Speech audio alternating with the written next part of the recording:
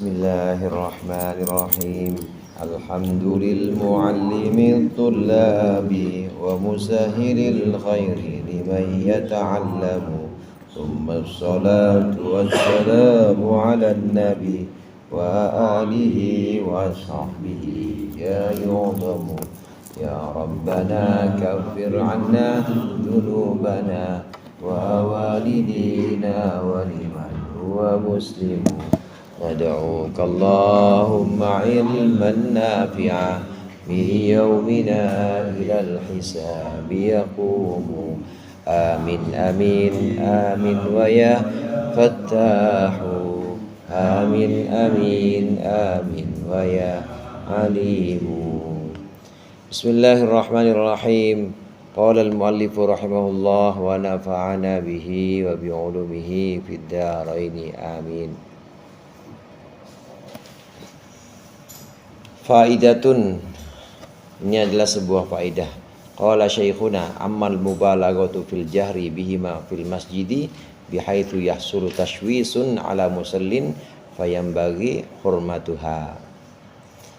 Ini adalah sebuah faidah, berkata guru kami yaitu Syekh Ibnu Hajar Al-Haytami, ammal mubalaghatu, adapun bermula terlalu kencang atau berlebih-lebihan fil jahri dalam mengencangkan suara bihima dengan zikir dan doa fil masjid di dalam masjid bihaitsu yahsulu sekiranya hasil tashwisun mengganggu ala musallin atas orang yang sholat fayam bagi maka itu seyogianya hurmatuha melarang atau terlarangnya mubalaghah, terlarangnya berlebih-lebihan. Ini membahas tentang zikir dan doa selesai sholat. Zikir dan doa selesai sholat hukumnya sunnah. Memang disunnahkan sir saja, kecuali kalau imam yang punya niat untuk mengajarkan makmumnya, makmumnya santri-santrinya, supaya dia bisa ikut zikir dan juga doa selesai sholat, biar nanti pulang dari pondok emang ada hafalannya, maka disunnahkan boleh juga jahar atau keras. Ini untuk imam-imam khusus yang memang punya niat untuk mengajarkan makmumnya. Nah, tapi secara umum memang bagusnya itu sir. Bagusnya itu dibaca pelan saja. Kalau memang masih mau mengajarkan, kalau memang masih mau kencang, masih mau mengajarkan, itu boleh-boleh saja. Mengajarkan makmumnya zikir, lalu mengajarkan makmumnya doa, itu diperbolehkan tetap. Jadi tidak ada keharaman di sini. Nah, kemudian faidah yang barusan kita baca, menurut guru dari musannif, guru dari pengarang kitab Fathul Mu'in ini, Syekh Ibnu Hajar Al-Haytami, menurut gurunya bahwasannya terlalu berlebihan, terlalu kencang dalam zikir dan doa di masjid sampai-sampai mengganggu orang yang sholat, maka ini hendaklah dicegah. Artinya syogya yang bagi di sini syogyanya sebaiknya jangan kalau sampai mengganggu orang yang sholat. Tapi kalau kalau tidak mengganggu orang yang sholat ya nggak apa-apa, boleh di masjid. Tapi sekiranya mengganggu orang yang sholat, maka syogyanya jangan keras-keras zikirnya kalau masih ada orang yang sholat. Karena memang masjid fungsi asalnya adalah buat sholat, bukan buat zikir. Fungsi asalnya masjid ya buat sholat, bukan buat doa, juga bukan buat taklim. Jadi kalau mengganggu ya zikir, doa atau sholat itu kira-kira mengganggu orang, zikir, doa atau taklim itu kira-kira mengganggu orang yang sholat, maka seyogianya jangan terlalu berlebih-lebihan. Tapi kalau tidak berlebihan boleh tetap perbolehkan. Yang tidak diperbolehkan di sini mubalaghah. Yang tidak diperbolehkan di sini adalah berlebihan dalam terlalu kencang. Udah ketahuan ada orang yang sholat, dia mulai taklim dan kencang. Pertama-tamanya dia udah takbir aja, takbir misalnya belum baca apa-apa udah takbir aja, ini udah ganggu yang sholat, maka seyogianya jangan, atau seyogianya ini dihindari. Jadi zikir, doa yang dibaca keras diperbolehkan asal jangan sampai ganggu orang yang sholat, gitu saja. Furu'un, ini sebuah cabang pembahasan. Yusannu, disunnahkan iftitahud du'ai, membuka doa disunnahkan bilhamdulillahi dengan ucapan alhamdulillah wassalati ala nabi sallallahu alaihi wasallam, dan dengan salawat atas Nabi sallallahu alaihi wasallam. Wal khatmu, dan disunnahkan menghatamkan atau mengakhiri bihima, mengakhiri doa mengakhiri doa maksudnya bihima dengan alhamdulillah dan dengan salawat. Bihima itu rujuknya kepada alhamdulillah dan salawat. Wa bi amin, dan dengan amin. Ini secara pembahasan. Hukumnya sunnah juga. Hukumnya kita sunnah saat berdoa, memulai doa dan menutupnya dengan alhamdulillah serta sholawat. Alhamdulillah rabbil alamin hamdan yuafi ni'amahu wa yukafi mazidah. Ada yang alhamdulillah rabbil alamin hamdan syakirin hamdan yuafi ni'amahu.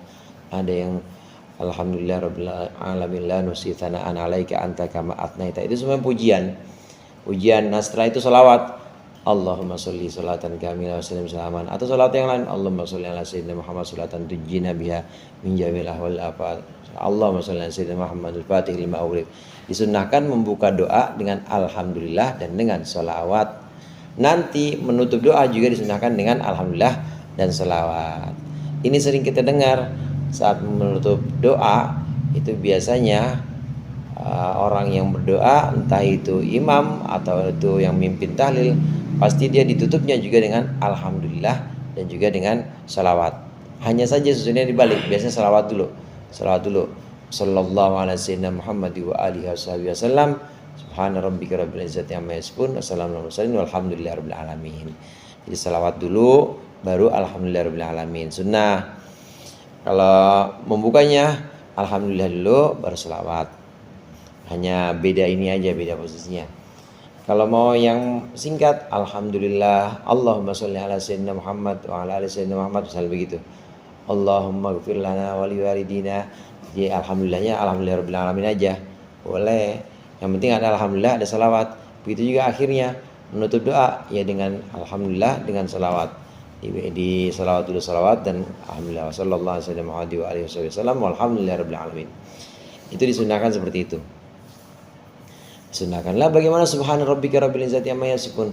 Subhana rabbika rabbil izzati amma yasifun.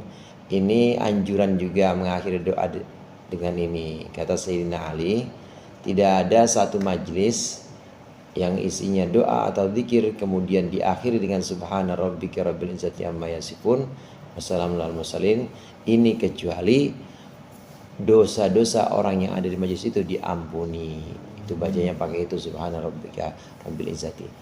Subhana rabbika rabbil izzati amma yasifun wa salamun alal mursalin walhamdulillahi rabbil alamin. Itu kan udah gabungan juga. Itu akhir ayat. Itu akhir ayat. Akhir surat mulai dari subhana rabbika rabbil izzati. Jadi bukan subhanaka, subhana rabbika. Jangan subhanaka rabbika, bukan. Subhana rabbika rabbil izzati, karena itu ayat. Kalau mau subhanaka ya kafaratul masjid, kafaratul majlis.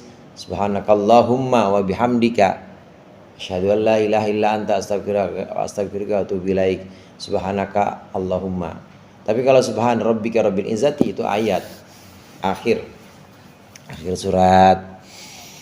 Itu akhir surat Ghafir kalau nggak salah. Akhir surat Ghafir. Subhana rabbika rabbil izzati amma yasifun wa salamun alal mursalin walhamdulillahi rabbil alamin. Itu emang akhirnya alhamdulillah rabbil alamin. Kalau habis dari tambah surat Yunus boleh membaca di Allahumma fiha subhanakallahumma wa ta'ala fiha salat wa akhiru bi Allahumma alhamdulillahi rabbil alamin. Boleh juga, itu boleh juga. Da'wahum fiha subhanakallahumma wa tahiyyatuhum boleh juga. Itu memang ujung-ujungnya alhamdulillah rabbil alamin itu. Karena memang disunahkan menutup doa dengan alhamdulillah rabbil alamin. Boleh pakai yang ayat apa surat Yunus? Sudah Yunus. Da'wahum fiha subhanakallahumma wa tahiyyatuhum fiha salam boleh juga pakai akhir surat tadi subhana rabbika rabbil izzati. Jadi disunahkan ketika membuka doa dengan alhamdulillah dan salawat, begitu juga menutupnya juga dengan salawat dan alhamdulillah. Ini sunnah hukumnya. Wa ta'minu makmumin, dan juga disunahkan ta'minu makmumin, mengaminkannya si makmum sami'a doa al-imami, yang mendengar akan doanya imam. Wa in hafidha, meskipun udah hafal si makmum dalika akan doa. Wa rafu yadaihi, dan juga disunahkan mengangkat tangannya orang yang berdoa. At-tahirataini, yang tangannya dua-duanya suci semua. Diangkat hadwa mangkibaihi, sejurusan atau searah dengan dua pundak. Wa mashul wajhi, dan disunahkan mashul wajhi, mengusap wajah. Bihima, dengan yadaini, bihima, dengan dua tangan. Ba'dahu, selesai doa. Istiqbalul kiblati, dan juga disunahkan menghadap kiblat. Halatad dzikri, pada saat zikir, wa du'ai, dan doa. In kana munfaridan, apabila ada orang yang berdoa itu sendiri. Au makmuman, atau orang yang berdoa itu jadi makmum. Titik.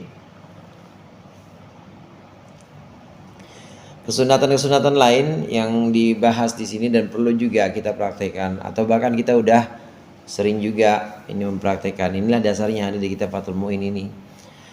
Disunnahkan menjawab amin untuk kita yang mendengar doanya imam. Amin. Kalau kita mendengar doa imam, disunahkan baca amin. Tapi kalau kita nggak dengar, ya nggak usah baca amin, nggak usah baca amin. Tapi kalau kita mendengar doanya imam, maka disunahkan kita baca amin. Meskipun kita udah hafal. Maksudnya maksud dari goyah di sini meskipun, ya meskipun. Wa in kana, kan gitu tadi. Wa in hafidho dalik, meskipun apal, jangan ngikutin doanya imam, tapi amin aja.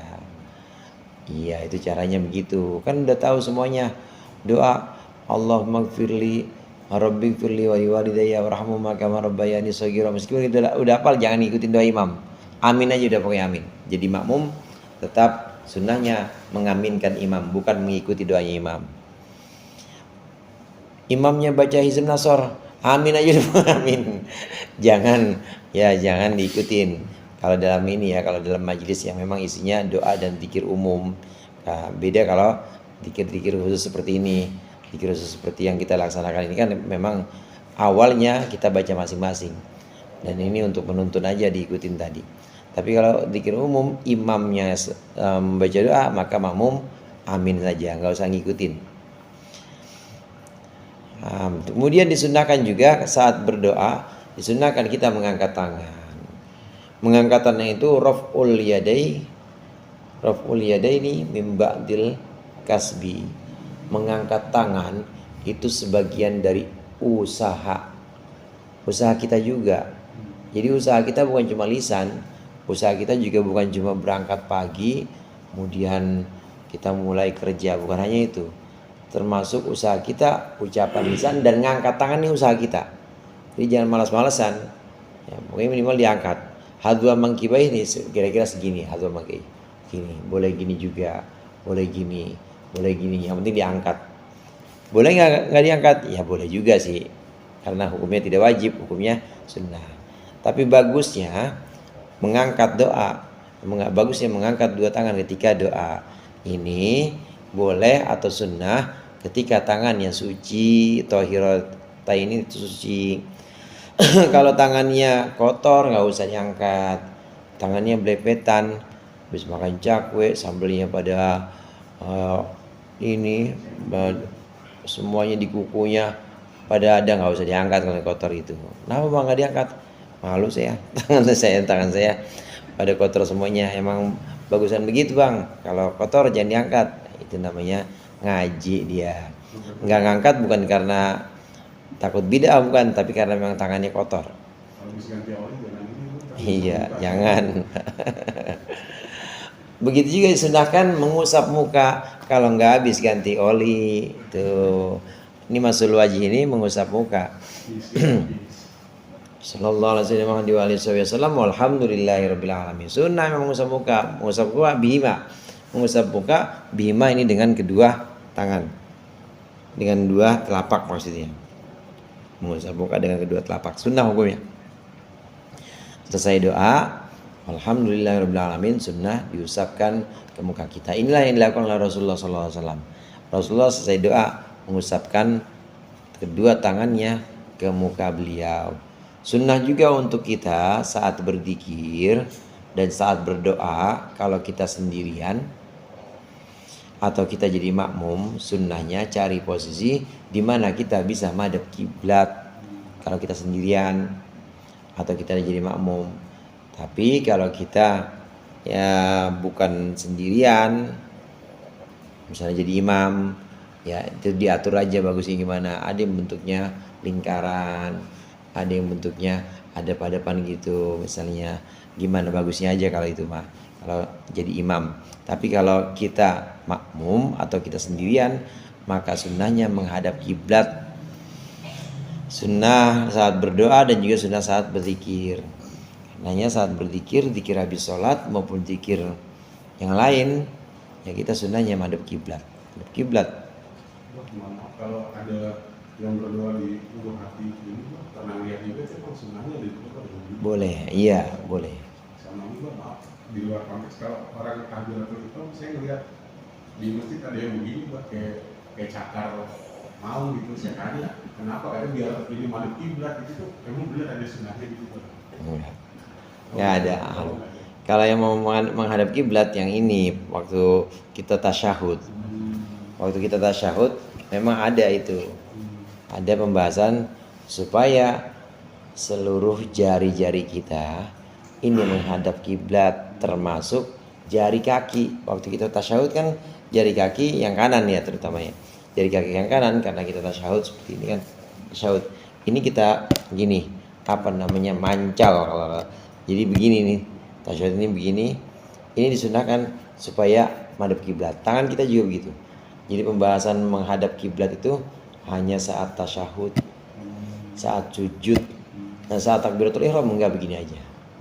Allahu Akbar. Ini di sini nih ujung kiranya, ujung dari jari tengah kita ini sejajar sama telinga kita. Allahu Akbar. Sejajar. Itu namanya hadwa mangkibai, sejurusan dengan dua pundak kita. Jadi ya, memang ada pembahasan supaya ini menghadap kiblat, tapi bukan waktu takbiratul ihram. Bukan, tapi waktu tasyahud, waktu sujud begini. Supaya ikut menghadap dia, ikut menghadap kiblat. Dan lagi-lagi itu juga memang sunnah. Kalau ada yang nggak begitu ya nggak apa-apa sih, boleh aja.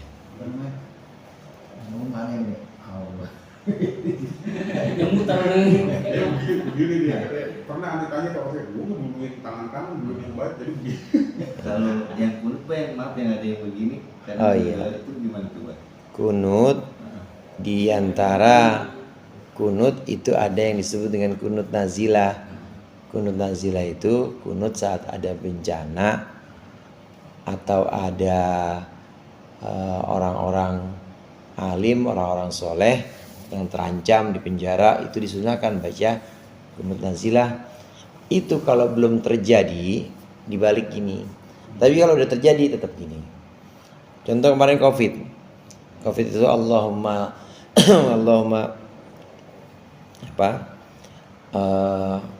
Allahumma dfa' 'annal balaa'a wal wabaa'a wal fawahisha wal fitan wal mihana ma dhahara minha wa batan.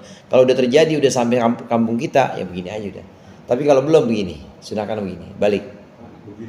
Begini ke bawah. Iya begini, balik. Allahumma dfa'. Nah, lafadznya idfa', ya Allah tolaklah. Allahumma dfa' 'annal balaa'a wal waba'. Tolaklah. Jadi belum sampai wabahnya, itu belum sampai kampung kita. Kita ngusir gitu. Iya, ngusir, belum sampai. Tapi kalau udah tetap gini. Dan lafadznya Allahumma rfa', ya Allah angkatlah, udah sampai kampung, ya Allah angkatlah bala, musibah, cobaan dari kami. Itu sunnah juga. Jadi sunnah ketika tolak bala, ketika bala atau musibah belum sampai kampung kita, wabah belum sampai kampung kita, disunahkan dibalik tangannya seperti ini. Ini simbol-simbol yang bukan mengada-ngada, tapi diajarkan oleh Rasulullah. Dan itu sesuai dengan tuntunan Rasulullah, nggak pernah bikin-bikin. Rasulullah semua gerakan beliau, semua ucapan itu semuanya wahyu. Memang ada simbol-simbol atau eh, apa semacam ini perubahan, maksud saya perubahan ini anggota badan tertentu yang dilakukan oleh Rasulullah, simbol-simbol tertentu yang oleh Rasulullah dilakukan.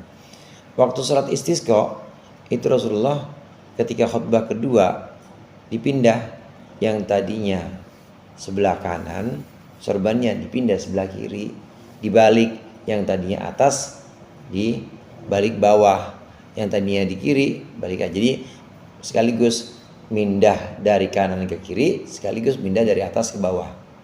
Ini simbol untuk apa? Untuk membalik dan mengubah keadaan yang tadi kering jadi hujan. Nah, jadi hujan, ada siraman dari Allah. Dan ini perlu juga ada simbol-simbol seperti ini. Jadi kalau tadi simbol menghadap kiblat, kemudian simbol menolak bala, memang itu disunahkan dan memang ada. Hukumnya sunnah. Ya, kalau dari kedokteran kalau kita lipat gini kan ada arah juga buat sendi-sendi ya Bang. Sekarang Iya.